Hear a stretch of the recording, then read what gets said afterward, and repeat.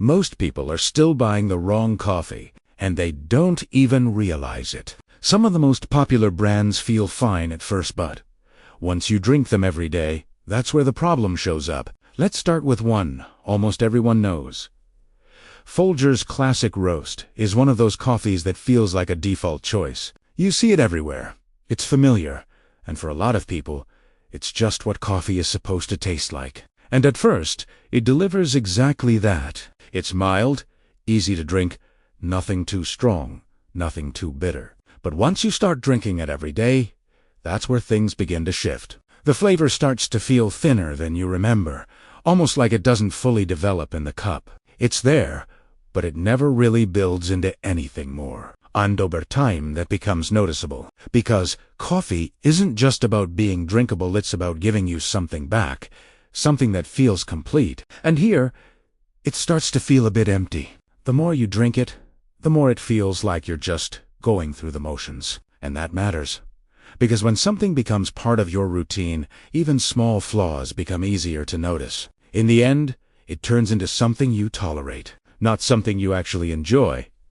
Now, the next one. Maxwell House Original Roast is another coffee that people trust without thinking too much about it. It has that good enough reputation, something consistent, something dependable. And when you first drink it, it doesn't really give you a reason to question it. It sits right in the middle. Not too strong, not too light, just balanced enough to feel safe. But that middle ground is exactly where the issue starts to show up. After a few days, the flavor begins to feel repetitive. It doesn't change. It doesn't evolve. It just stays the same every single time. At first, that consistency feels like a good thing. But over time, it becomes predictable in the wrong way. There's no depth, no moment where the coffee actually stands out. And that matters more than people think. Because when something is part of your daily routine, it needs to give you a reason to keep coming back. And here, it slowly stops doing that. In the end, it feels more like a habit you don't question than a choice you actually enjoy. Now, the next one. Starbucks Pike Place Roast is one of those coffees that carries a strong expectation with it. You see the brand, and you expect something a bit more refined, something balanced, something slightly above average. And to be fair, when you open the bag, it actually gives you that impression. The aroma is smooth, inviting. It feels like it's going to deliver something consistent and well put together. But once you start drinking it regularly, that's where things begin to shift. The flavor stays too controlled, almost too safe. It never really opens up into something more interesting. After a few days, that smoothness starts to feel limiting. There's no variation, no progression, just the same profile repeating itself over and over again. And at this price point, people expect more than just something that's fine. They expect something that feels worth it. When that doesn't happen, it slowly turns into something predictable. And in the end, it feels more like a routine coffee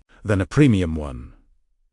And the next one is where things start to get even more noticeable. Green Mountain Breakfast Blend is one that a lot of people choose because it feels easy. It's marketed as something smooth, something light, something you can drink without thinking too much. And that's exactly what it delivers at first. It's approachable, clean, nothing too strong, nothing overwhelming. But that same quality is also where the issue starts to show up. Over time, that lightness begins to feel like something is missing. The flavor doesn't stay with you, it fades too quickly, almost like it disappears right after each sip. And that matters more than people realize. Because coffee isn't just about the first impression, it's about what stays with you after. And here, there's very little of that. When you drink it every day, you start to notice that lack of presence. It doesn't build. It doesn't leave anything behind, just passes through. And that's where it starts to feel unsatisfying. Not because it's bad, but because it doesn't give you enough. In the end, it feels more like something convenient than something you actually look forward to. Now, the next one. 8 O'Clock Coffee Original is one that people often describe as balanced and reliable. It doesn't try to be bold.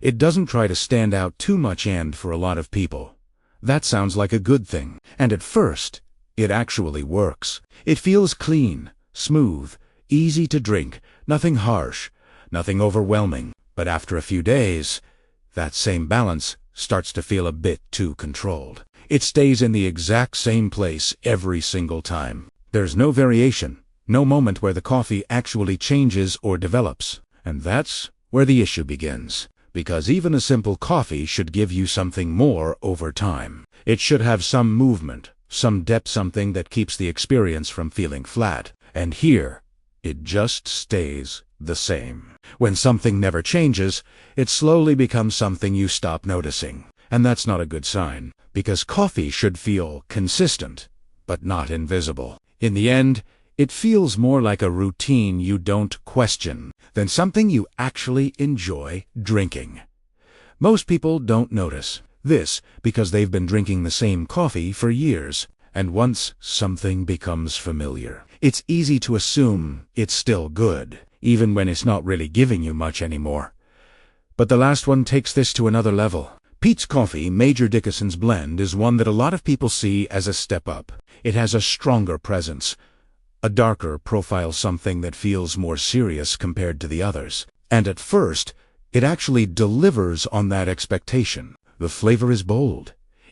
Wait, it feels richer and more intense, something that stands out right away. But after a few days, that intensity starts to feel a bit one-dimensional. It leans heavily in one direction, without much variation. What initially feels strong and rich slowly turns into something repetitive. The depth that people expect from a darker coffee doesn't really expand, it just stays concentrated in the same profile. And that's where the issue begins. Because intensity alone isn't enough to keep a coffee interesting over time. It needs balance. It needs variation, something that makes each cup feel slightly different. And here, that doesn't really happen. Over time, that strong first impression starts to wear off. In the end, it feels more like a coffee that tries to impress than one that actually holds up in your daily routine. And when you step back and look at all of these together, you start to notice a pattern. None of them are terrible. None of them are completely undrinkable. And that's exactly why people keep buying them. Because they sit in that middle space where nothing feels wrong enough to stop, but at the same time, nothing feels good enough to stand out. And over time, that becomes the real problem. Because when something becomes part of your daily routine, even small differences start to matter more. And if your coffee doesn't give you anything beyond good enough, it slowly turns into something you stop appreciating. And that's the shift most people never make. They don't realize that coffee isn't supposed to feel flat, repetitive, or forgettable. It's supposed to feel consistent but still interesting. Simple, but not empty. Familiar, but not boring. And once you start paying attention to that once, you start noticing how your coffee actually feels over a few days. Instead of just one cup, everything changes. You begin to see the difference between something that just works and something that's actually worth it.